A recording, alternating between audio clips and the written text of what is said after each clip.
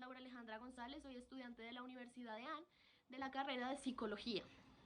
Bueno, el día de hoy les voy a hablar sobre la sinapsis principalmente. ¿Y qué es la sinapsis? Empecemos por ahí. Esto hace referencia a la existencia de una conexión entre dos neuronas. Esta se caracteriza por la presencia de un pequeño espacio que sirve de vía para la transmisión de información. Es decir, la existencia de la sinapsis muestra que las neuronas no forman parte de un tejido celular compacto, sino que se interconectan entre sí de maneras complejas, manteniendo cierta independencia las unas de las otras. Ya teniendo claro esto, quisiera que habláramos más puntualmente de algo supremamente importante en nuestro cuerpo, que son los neurotransmisores. Un neurotransmisor es un componente producido y liberado en el sistema nervioso para que cumpla funciones específicas en la transmisión de la información que se envía de neurona a neurona, para luego finalizar en un órgano o una estructura que cumpla con una función establecida. Bueno, Laura, pero ¿cómo funciona un neurotransmisor? Pues yo les cuento. La información se transmite a lo largo de una neurona a través de un impulso eléctrico. Cabe destacar que las neuronas no son una red continua. Entre ellas siempre existe un pequeño espacio denominado hendidura sináptica, la corriente eléctrica que no lo puede atravesar. Es entonces cuando se movilizan los neurotransmisores y el impulso eléctrico, al llegar a la hendidura sináptica, libera unas pequeñas moléculas que atraviesan el espacio y alcanzan a la membrana de la siguiente neurona. Allí se unen con sus receptores específicos y desencadenan una serie de acontecimientos que en conclusión se traducen a la continuidad de un impulso eléctrico, y así sucesivamente. Una vez cumplida la misión de las moléculas, el neurotransmisor son recaptadas por las neuronas para evitar que sigan estimulando los receptores y impidan la transmisión de las señales posteriores. Para entender un poco más cómo funciona esto, en el cerebro vamos a hablar de una enfermedad muy común en todo el mundo, la cual es la depresión.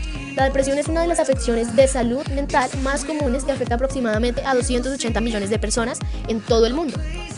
Es un trastorno emocional que causa un sentimiento de tristeza constante y una pérdida de interés en realizar diferentes actividades que antes disfrutábamos.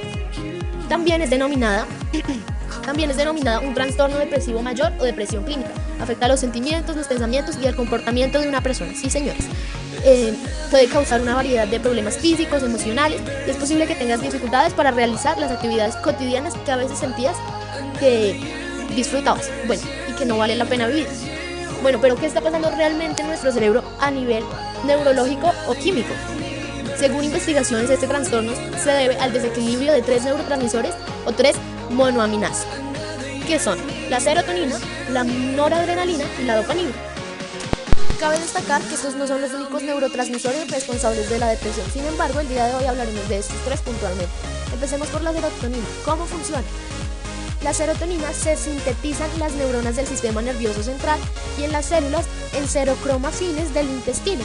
Intervienen en diversas funciones fisiológicas como la regulación del sueño, del apetito, los estados de ánimo, la presión arterial y la secreción de hormonas, las modula, la actividad motora y la sexual. Es decir, que la serotonina influye en gran cantidad de mecanismos fisiológicos y debido a la disminución de esta, los circuitos neuronales producen ciertos síntomas. Pero hablemos un poco más de cómo nos afecta y a qué circuito de la serotonina y de su síntesis, ya que esto es bastante complejo. Bueno, la serotonina es producida a nivel encefálico en los núcleos dorsal y mediano RAFE. A partir de ahí surgen vías serotoninérgicas que se dirigen a la corteza orbitrofrontal. Está involucrada en el proceso cognitivo y la toma de decisiones y expectativas. La falta de su actividad debido a la disminución de serotonina producirá los síntomas de humor depresivo. Por otro lado, también el córtex cingulado anterior. Este es un núcleo muy importante en los procesos de motivación, expresión de las emociones, memoria y la memoria. Es decir, que el paciente se encontrará desmotivado y albergará ideas de suicidio. También el hipotálamo. Este interviene en la regulación de la mayor parte de las funciones del sistema neurovegetativo, como el hambre, e influye en los estados de ánimo. Por otro lado tenemos la formación reticular. Esta mantiene el equilibrio y el sueño-vigilia, es decir, que la cantidad de serotonina que activaba la formación reticular ha disminuido, por tanto sufrirá de insomnio o hipersomnia. Bueno, por otro lado tenemos el cuerpo estriado. Esto es uno de los componentes del sistema de ganglios basales que interviene en la modulación del movimiento. Esto se verá reflejado en agitación y cansancio físico. Tenemos también la médula espinal. Esta es la vía de conducción de los impulsos, tanto motores como sensitivos, entre cerebro y organismo. El córtex, esta es la reducción de la actividad difusa de todas las vías de serotonina que van al córtex, contribuye a la sensación de fatiga mental y a la pérdida de energía. También tenemos la amígdala. Este es uno de los núcleos principales del sistema límbico y una compleja red neuronal que regula la vida emotiva, y es aquí donde se procesan las distintas emociones como pena, angustia y alegría. Bueno, la noradrenalina. Este es un neurotransmisor con mucha importancia en la génesis de la depresión. Al igual que la serotonina, su producción se encuentra disminuida. Muchas de sus funciones son comunes y similares a las de la serotonina, que son la regulación del sueño, el hambre, entre otras. Recordemos que esta hormona se encuentra ubicada en el locus coeruleus. Estas noradrenérgicas se inervan las mismas regiones que las serotoninérgicas: el córtex orbitofrontal cingulado anterior, el hipotálamo, la médula espinal y la corteza, bueno, y también la amígdala. La reducción de noradrenalina recrudecerá los síntomas del déficit de serotonina. Desde el locus coeruleus surgen proyecciones a las siguientes regiones cerebrales. El cerebelo, pues este controla el flujo de información entre corteza y aparato locomotor. También tenemos el córtex prefrontal y dorsolateral, que regula la atención y la función ejecutiva, es decir, que nuestro paciente se distraerá con facilidad. Por último, pero no menos importante, la dopamina. Este es el último de los 3 neurotransmisores considerados fundamentales en la génesis de la depresión. Este actúa principalmente a nivel del circuito de ganglios basales, y su reducción se asemeja a un enfermo que padece los síntomas de Parkinson. Es decir, que nuestro paciente presentará movimientos agitados o enlentecidos, anedonia y cansancio.